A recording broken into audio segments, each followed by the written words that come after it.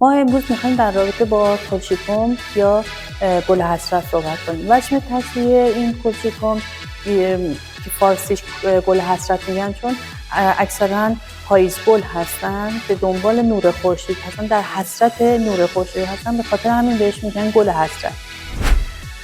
گل حسرت پاییز گل داریم و بهار گل داریم. از همین گل حسرت ماده سمی به نام کلشیسین گرفته میشه از پیازش که در صنایع آزمایشگاهی استفاده میشه و فوق‌العاده سمی و کشنده هست. در گونه‌های متفاوت کلچیکوم همین کلشیسین که ماده سمی هم هست وجود داره به صورت کم و زیاد. هر کدوم به نوبه خودشون این کلشیسین رو دارن. منتها البته آلکالوئیدهای های دیگه هم دارن که در صنایع آزمایشگاهی همه استفاده میشن، ولی مهمترینش همین کلشیسین هست.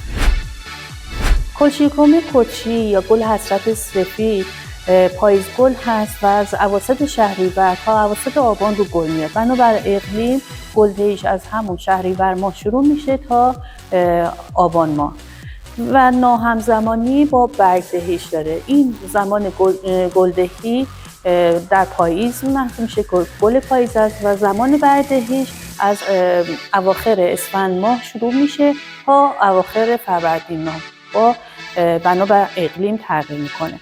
در وقتی که گل تموم میشه در زیر خاک این شروع میشه به کپسول بذر بستن که همراه با برگ در بهار روی خاک میان و ما کپسول و وسط برگ ها میبینیم. برگ های بسیار درشتی داره. معمولا کلچیکوم های پاییز گل برگ های درشتی دارن که در بهار ظاهر میشن.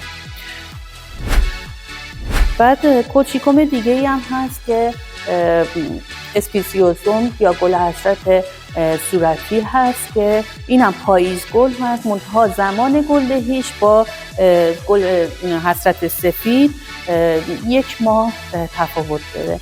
یعنی این تقریباً که گلای صورتی داره از اواخر مهر ماه روی گل میاد تا اواخر آبان ماه و همین گل حسرت صورتی یا هم کلچیکوم اسپیسیوزوم هم بازم ناهمزمانی گل و برگ دارن و برگ هاشون در بهار با همراه با کپسول که وسطش پر برگ هست در بهار ظاهر میشه. کلچیکوم ها هم مثل سایر گیاهای پیازی به سرمای زمستانه و نور خورشید، البته نور خورشیدی که برای کلچیکوم ها استفاده میشه به صورت نیمه سایه آفتاب هست. نسبت به گیاهای پیازی دیگه نور خورشید کمتری استفاده میشه برای گلدهیشون.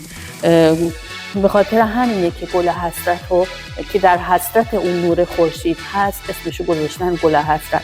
پس بنابراین ترجیحاً در فضای باز کاشته بشه، ولی خب در گلدون ها در پشت شیشه های منازل هم میشه این گونه رو کاشت و به مرحله گلدهی رسون. حتی در تراس و بالکن ها میتونن از این گیاه استفاده بکنن. به طور کلی کلچیکوم در ایران 15 گونه داره که در رنگ‌های متنوعی هست که سفید صورتی، حتی سفید صورتی مخلوط با هم دیگه و بعضی از گونه‌ها پرچم‌های زیبای سیاه رنگی داره. این گیاه به قدری سمی هست، حتی این سم کلشیسین حتی تو پرچم‌هاش هم بعضاً یافت میشه و این چیز که تذکر داده میشه سعی کنن که اگر در منازل کاشته میشه اینو توجه داشته باشن که این گیاه کلشیسین هست.